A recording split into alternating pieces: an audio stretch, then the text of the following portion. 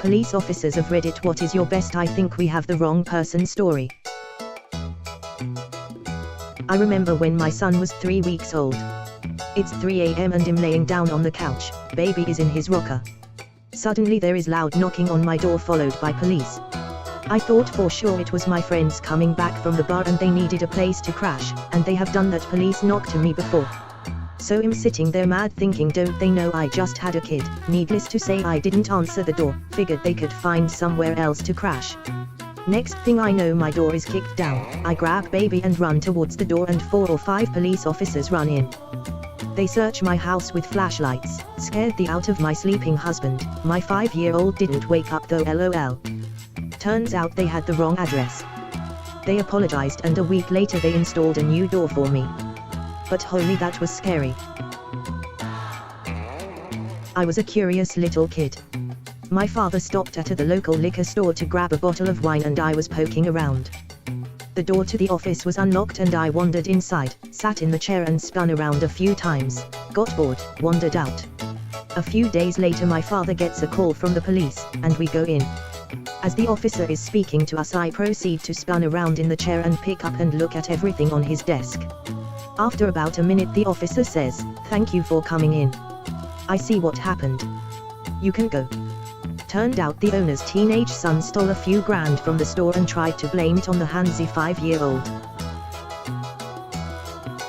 2 of my colleagues, murder squad detectives, attended custody to meet a defendant answering bail. When they arrived at the custody desk there were a couple of people hanging around, waiting for their solicitors. They told the custody sergeant they were there for, insert name, and he pointed one of the guys out. They went up and introduced themselves and said they would be questioning him at another station, so all 3 got in the car and headed off. Whilst driving, they told the defendant what would be happening. On arrival he would be arrested on suspicion of attempted murder, questioned and either bailed or remanded. The guy was like, "You've got to be joking, attempt murder." I was shoplifting. He was relatively calm, half laughing and shaking his head. A short time later one of the officer got a call from the custody SGT, their actual bail appointment had arrived. There were 2 defendants with the same name answering bail that day. They apologized to the non-murderous shoplifter, turned the car around and headed back to bring the right person in for questioning. Keystone Cops to the maximum. In our family we had a great uncle who tattooed his name and social security number to his shoulder. Apparently he had the same name and birthday as another guy with a prison record, and had kept hearing about it. It came in handy at least twice when he was pulled over and the cops started arresting him. Each time he got out because he had his social security as proof that he was innocent. Old neighbor accused me of stealing from his house and eating his food and stealing his dead wife's jewelry. He said I matched the build and clothing of the thief. Police came to our house and they knew my dad and were skeptical to me being a criminal. I do pass the guy's house when I walk home but I didn't even know someone lived there. Neighbor was adamant when they showed my face to him and said his oldest grandson is going to stay with him so he could be safe. Grandson arrives and police notice he looks like me, the build and clothing especially. Yeah, turns out his grandson would come to sneak into his house and steal stuff to feed his drug habit. Not a police officer, but one night around 8 p.m. my fiancé received a call. "Officer, Derek, we have your health card. Tell us your whereabouts right now." Fiancé, "This isn't Derek." "Oh, you sound like Derek. Your buddies ratted you out and gave us your number. Now where are you?" "I'm not Derek and I'm not telling you where I am." "Who are you?"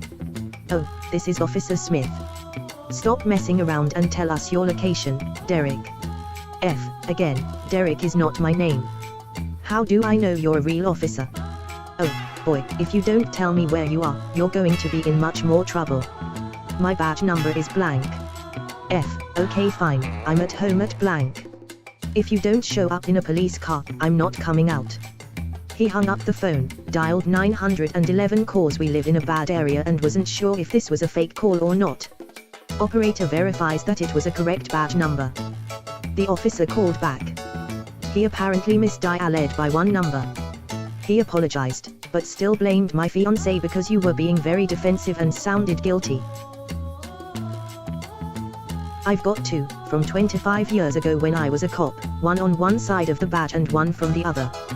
The first, I got assigned a warrant service to pick up a wanted felon. Mr. Robertson was 6 tall, 250 pounds, long red hair, bushy red beard, and lived at, let's say, 123 Elm Street. Pretty distinctive dude. So I roll up to 123 Elm Street and sure enough, there mowing his lawn in the front yard is the man himself, 6, 250, red hair, red beard. I make contact with him. Hey, Mr. Robertson. You got warrants and it's time to go to jail. Hook him up, take him to jail, and in central booking I get his property off him, and while filling out the inventory happen to notice this guy is Mr. Robinson, not Robertson. Sure enough, the wanted guy was my guy's landlord, and his twin brother from another mother doppelganger. When I'd said Robinson didn't even twig to the fact I hadn't said his name, he just heard the similar sounding name as his own. We had to walk the whole thing back and reactivate the warrant, then kicked him loose with a handshake and an apology. The one from the other side, I had just gotten off duty at 2 a.m. and was driving home still in uniform.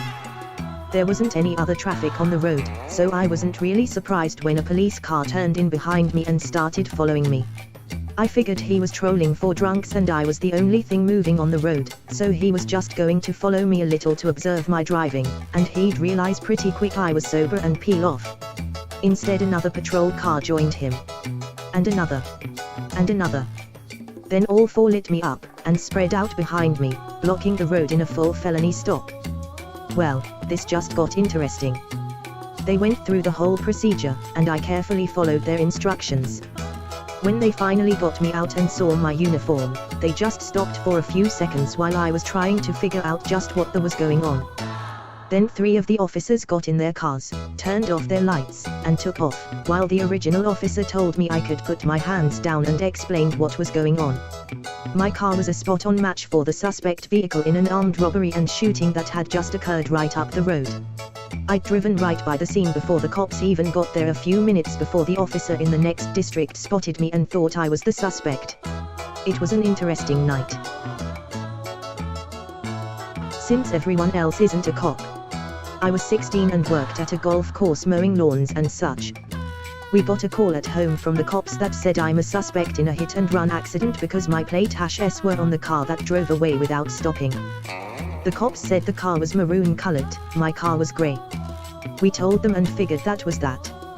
The next day at work there was a minor accident.